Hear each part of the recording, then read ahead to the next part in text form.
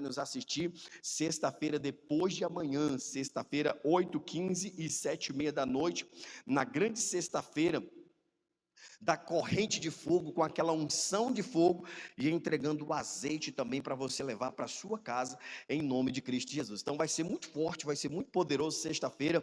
Você que está aí, sendo vítima de obra de macumbaria, de feitiçaria, de voodoo, de magia negra, você que está sendo vítima de olho gordo, inveja, você que está passando por algum problema, agora tem que se levantar, peça a força, ou tire de você onde você não tem, negocie com o seu corpo aí, mas não aceite de forma nenhuma ficar prostrado, não. Ficar prostrado não vai resolver o problema. Ficar aí, remoendo, choramingando pelos cantos, lamentando pela situação. Tem que levantar, tem que vir buscar, tem que arregaçar as mangas, porque se você não lutar, se você não buscar, não vai ter quem busque por você, meu irmão. Então vem para a casa de Deus, vem estar conosco. Avenida Múcio José Reis, número 25, bem aqui no centro da cidade de Sete Lagoas. Vem para cá, você aqui da cidade de Sete Lagoas, das remediações, não mede esforço não. Na época de Jesus o povo andava quilômetros e quilômetros a pé. Vim buscar, porque a bênção, meu irmão, a Bíblia diz que ela vem sobre nós de uma forma abundante e não nos acrescenta dores. Então vale a pena pagar o preço que for para ter as bênçãos do Senhor, que vão nos enriquecer e jamais gerar sofrimento na nossa vida. Então sexta-feira de libertação, você que precisa de uma bênção no seu casamento, na sua saúde, na sua casa, vem estar conosco, venha orar, vamos juntos determinar sexta-feira, 8 da manhã, no jejum da vitória, hein, pessoal? Toda sexta-feira, no jejum da vitória. Você realmente que quer ver o poder de Deus se manifestar, os demônios cair por terra, é na sexta-feira do jejum da vitória, em nome de Jesus, entregando o azeite e também fazendo a unção de fogo sobre o alto da sua cabeça. E hoje, a última quarta-feira do mês, estamos aqui consagrando, é aquele dia de consagrar. Irmão, deixa eu falar com vocês, toda última quarta-feira do mês, traz aquela peça de roupa. Eu vou repetir, toda última quarta-feira do mês, traz a peça de roupa, seja ela qual for, é uma camisa, é uma calça, é uma meia, é uma fronha, é o lençol, mas traz para consagrar a Deus, irmão. Pastor, estou com um problema lá dentro de casa. Aí sabe o que você tem que fazer? Toda última quarta-feira, toda última quarta, toda. Coloca toda na sua cabeça aí para você não esquecer. Toda última quarta-feira. Pastor, estou com um problema sério dentro de casa com o marido. Então traz a fronha e o lençol, né? Lá da cama que vocês dormem junto lá. Porque se o problema é conjugal, então tem que ungir esse negócio aí para esse demônio do inferno sair lá de dentro da sua casa, né? Ah, pastor, o problema do cidadão é que ele deve, então traz uma peça de roupa, alguma coisa que vai representar a pessoa em si com aquele problema, né? É um filho, então também traz lá uma peça de roupa, seja ela qual for, uma meia, né? Uma bermuda, uma camiseta, traz e aquilo que representa. Se é você, então venha você pessoalmente, em um nome de Cristo Jesus. Amém, pessoal? Louvado seja o nome do Senhor, e eu creio que Deus vai abençoar você, e algo extraordinário Deus vai fazer na sua vida, em nome de Cristo Jesus. E aí, pessoal, eu vou falar daqui a pouco com você sobre algo bonito que eu vou fazer aqui, que Deus colocou no meu coração, e eu creio que o poder de Deus vai se manifestar de uma maneira sobrenatural sobre esse propósito de fé, pela família que eu vou estar fazendo, também durante esse mês que vai entrar agora. Vou estar explicando depois melhor para você, e vou explicar isso para você. Segundo Crônicas capítulo 20, vamos entrar na mensagem que é bonita, a mensagem vai falar por si só. Segundo Crônicas capítulo 20, vamos lá, a mensagem vai falar por si só. Segundo Crônicas capítulo 20, e daqui a pouco também eu vou entregar a bala para você, tá, pessoal? Hoje, lembra que eu falei que hoje é a última semana da bala, né? Hoje é a última semana da bala, hoje é a última quarta-feira do mês, né? Falei que Deus colocou no meu coração para mim ir até o final do mês entregando a bala para você. Hoje é o último dia dessa bala. Eu vou estar entregando para você, em nome de Jesus. Deus vai te abençoar para a glória de Deus. Vai lá. Em nome de Jesus. Isso.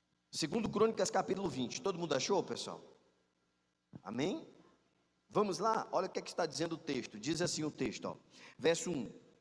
E sucedeu depois disso, e sucedeu o que? Depois disso, os filhos de Moabe e os filhos de Amon, e com eles alguns outros dos amonitas, vieram a peleja contra contra Josafá. Então, primeira coisa que aconteceu que eu quero chamar a sua atenção. A Bíblia está dizendo que algumas nações aqui se juntaram e se uniram para pelejar contra quem? Contra uma nação, que era a nação de Josafá, que era o reinado de Josafá, que era Judá. Então, olha o que aconteceu aqui: os moabitas, os amonitas e também aqueles que eram, né, de outras regiões, vieram nessa peleja. Verso de número 2: então vieram alguns que deram aviso a Josafá, dizendo: vem contra ti uma grande multidão da além do mar da Síria, e eis que já estão em Arzazon-Tamar, que é em Gedi. Então, qual foi a notícia que deram para Josafá? A notícia que deram para Josafá é que uma multidão havia se levantado contra ele. Quando eu leio isso aqui, eu lembrei de Davi, quando Davi também na sua oração a Deus disse: Deus, como tem multiplicado contra mim, a minha volta, o número dos meus inimigos. Irmão, aprenda uma coisa: se você entende que Deus é contigo, os inimigos sempre vão se levantar contra quem é de Deus. O diabo nunca vai deixar de querer combater contra os filhos de Deus. Nós sempre vamos estar cercados por todo tipo de adversidade, por todo tipo de problema. E nós temos que nesse momento então nos dar conta de que nós precisamos então estar ligados com Deus, porque o diabo nunca vai se dar por vencido. O diabo sempre vai querer se levantar contra nós. O diabo sempre vai querer se levantar contra a igreja de Cristo. O diabo sempre vai querer destruir o povo de Deus. Essa é a finalidade do diabo. Pastor, qual é a finalidade do diabo? A finalidade de Satanás é se levantar contra a igreja de Cristo para tentar destruir o povo de Deus. E por que, pastor, que o diabo quer fazer isso? Porque ele sabe, aí vem aqui, é uma coisa que você precisa ter no seu coração e na sua mente, que o diabo sabe que ele não pode contra Deus. Ele já tentou e perdeu. Ele é um derrotado e pronto, acabou. Ele sabe que diretamente contra Deus ele não tem poder. A palavra de Deus é clara, e nós já vimos isso através de Cristo, que venceu ele lá na cruz do Calvário, indo depois até o inferno e tomando a chave da mão do diabo, lá no meio do inferno. Então Satanás é um derrotado. Com Deus ele sabe que não pode diretamente, ele não tem poder diretamente contra Deus. Mas aí o que é que ele faz para tentar atingir a Deus? Atingindo o povo dele, atingindo a igreja de Cristo, atingindo nós, o povo de Deus, se levantando contra nós em grande ameaça, vindo por todos os lados. Foi o que aconteceu com Josafá e às vezes é o que acontece conosco. Tem aqueles dias, aqueles momentos de paz, não tem? Não tem aqueles momentos que a gente fala assim: ai meu Deus, agora, Jesus, hoje parece que vai dar certo. Ai meu Deus, hoje parece que a coisa vai acontecer. Tem aquele momento que parece que, né, você venceu, parece que a coisa deu uma trégua, aí você pensa que está tudo bem. Não, é o diabo simplesmente pregando, pessoal, e recuperando as forças e energia para vir contra você, muito mais do que ele veio antes. Quem está entendendo, diga amém. Foi o que aconteceu com Josafá. Então vieram para dizer a Josafá, vieram para falar: Josafá, está vindo aí uma chuva de enrascada contra você, mas um grupo que vem para destruir pesado mesmo. E o que acontece? Aconteceu o que com Josafá? Aconteceu com Josafá, de primeira parte, o que acontece com todos nós. Olha o que aconteceu com Josafá no verso de número 3. Então Josafá, o que, pessoal? Temeu. Não acontece com a gente, sim ou não? A gente não teme muitas vezes. Esse temeu do Josafá, você sabe qual foi o temeu do Josafá? Josafá teve medo. Quem aqui nunca teve medo? Quem nunca teve medo? Claro que todo mundo já teve, sim ou não, pessoal? Você já se deparou com uma situação difícil que te causou medo, sim ou não? Às vezes aquele momento foi um medo tão grande que te fez o quê? Chorar, que te fez, né, entrar em pânico, te fez entrar em desespero. Mas aí, olha que coisa interessante, é que quando Josafá temeu, logo Josafá fez o que, pessoal? Logo Josafá se recompôs. Logo Josafá pegou e colocou a cabeça no lugar e tomou a atitude que todos nós temos que tomar. Entenda muito bem, pode acontecer com você? Pode. Muitas vezes o diabo pode colocar o medo no seu coração, aquele desespero, aquela sensação de que parece que, poxa, não está valendo a pena, aquela sensação talvez de desistir, aquela sensação talvez de pegar e de retroceder e de voltar atrás, né? Da gente querer parar. Mas olha o que aconteceu. Então Josafá temeu e pôs-se o que, pessoal? e pôs-se a buscar o Senhor. É aqui que nós temos que pegar e fazer. Nós temos que buscar a Deus, irmão. Nós temos que estar diante do Senhor, buscando a Deus em todo tempo, irmão. A gente não pode deixar com que o desânimo nos afaste da casa de Deus, irmão. A gente não pode deixar que um problema, uma situação, uma adversidade nos exclua dos caminhos do Senhor, da presença do Senhor. A gente não pode deixar essas coisas acontecer conosco de maneira nenhuma, de forma alguma. Então nós temos que ter a sabedoria e o entendimento para saber lidar com relação a isso. Então o texto está dizendo aí que ele fez o que, pessoal? Primeira coisa que ele fez, ele buscou o Senhor. É o que nós temos que fazer sempre, buscar a quem? Buscar ao Senhor.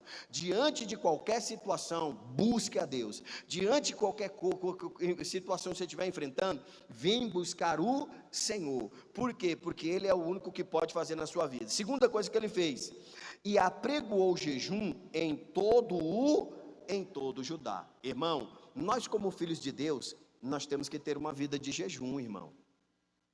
Nós, o povo de Deus, temos que jejuar.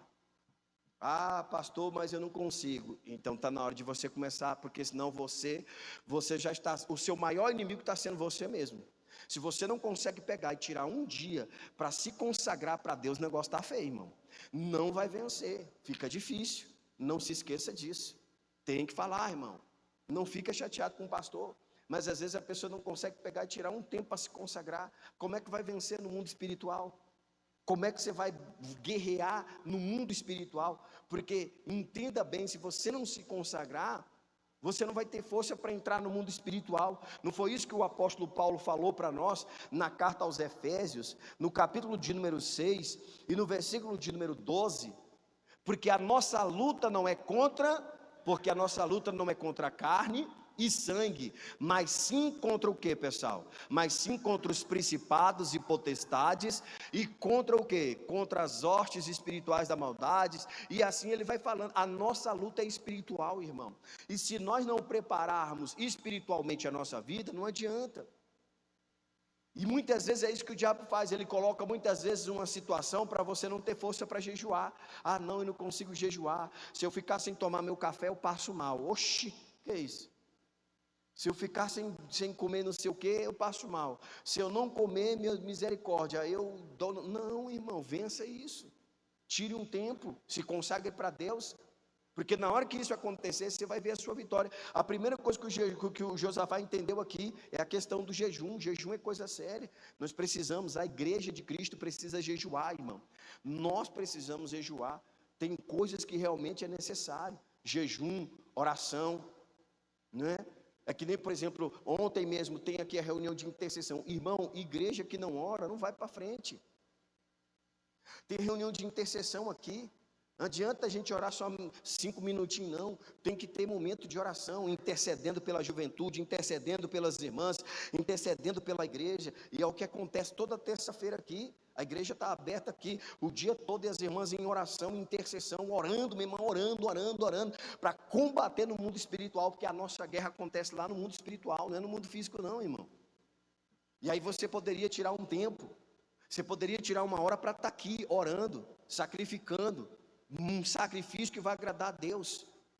Você poderia estar aqui dizendo, não, eu vou lá, eu vou participar desse momento, eu vou clamar a Deus, eu vou me unir com as irmãs em oração. Irmãs, olha, eu quero que a ajuda de vocês aqui em oração, por esse propósito aqui, e elas estão abertas para isso, porque essa reunião foi preparada para isso, para você chegar aqui e falar assim, irmãs, eu gostaria agora de compartilhar com vocês desse propósito de oração, eu quero que vocês me ajudem, que eu vou estar aqui junto com vocês aqui orando por esse propósito.